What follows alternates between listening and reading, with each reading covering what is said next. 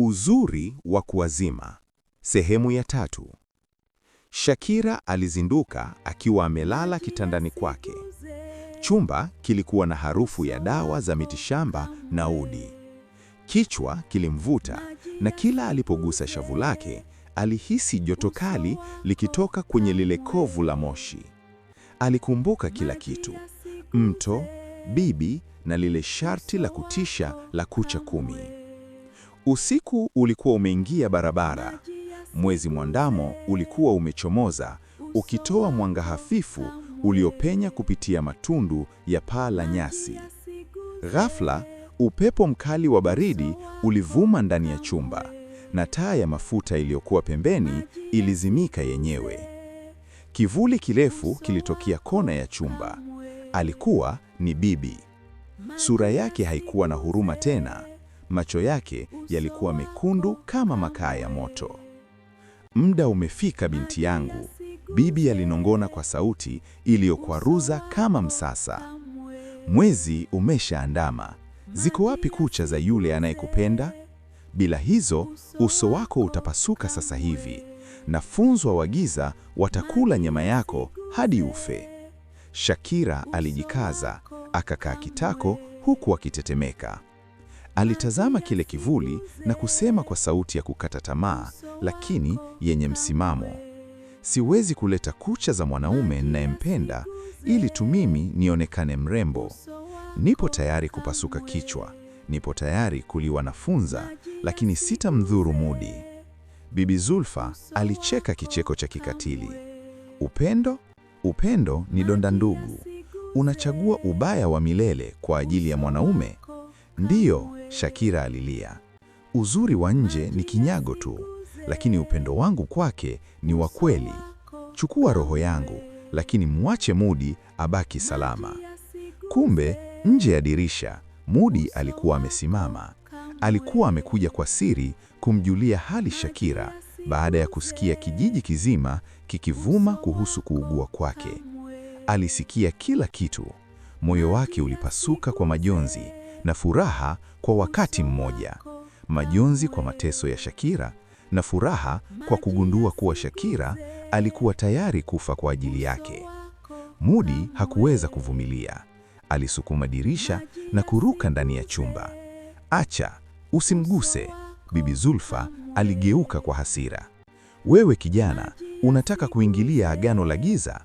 Mudi alisimama mbele ya Shakira, akamkinga. Bibi, mimi ndiye Mudi. Kama unataka kucha ili huyu binti abaki na urembo wake, chukua mikono yangu yote, lakini usimdhuru kwa sababu ya kunilinda mimi. Bibi alitazama upendo ule wa ajabu kati ya wawili hao. Katika ulimwengu wa uchawi na giza, kitu pekee kinachoweza kuvunja agano ni sadaka ya upendo wa kweli. Kwa kizungu wanaita selfless love.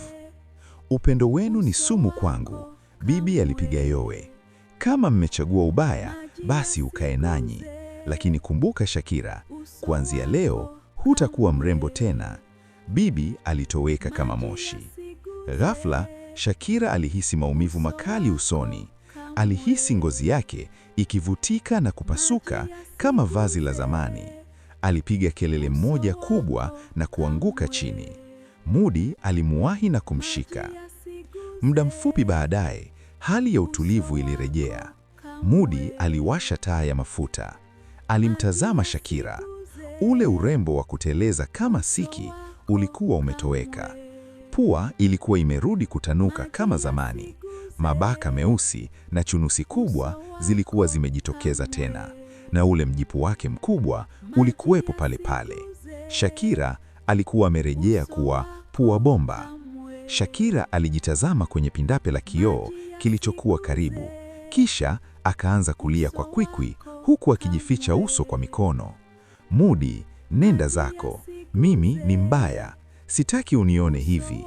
Nenda mjini katafute mwanamke mrembo anayefanana na brandi yako.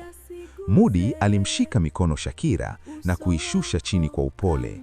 Alimtazama machoni kwa mahaba zito ambayo Shakira hajawahi kuyaona. Mudi alisema kwa sauti tulivu, Shakira, macho yangu yaliona urembo wa kuwazima, lakini masikio yangu yamesikia uzuri wa roho yako. Ulipoamua kufa kwa ajili yangu, ulichora picha nzuri zaidi moyoni mwangu kuliko mwanamke yoyote duniani. Mimi simtaki yule malkia wa mtoni, namtaka Shakira wangu. Pua yako ndiyo dira yangu, na mjipu wako ndiyo alama ya ushujaa wako. Mudi alipiga magoti pale pale. Shakira, nataka tufunge ndoa. Nataka dunia ijue kuwa uzuri wa mwanamke haupo katika rangi ya ngozi wala umbo la pua, bali upo katika moyo unaoweza kupenda bila masharti. Shakira alilia, lakini safari hii ilikuwa ni furaha. Alimkumbatia Mudi, akigundua kuwa uzuri wa kweli hauhitaji skrabu ya giza wala kucha za watu, bali unahitaji nafsi inayojitambua na kupendwa. Kijiji cha Donge kilibaki na hadithi ya binti aliyekuwa mbaya usoni, lakini akawa na harusi nzuri kuliko zote, akifundisha ulimwengu kuwa uzuri wa sura huzeeka, lakini uzuri wa roho hustawi milele. Mwisho wa simulizi.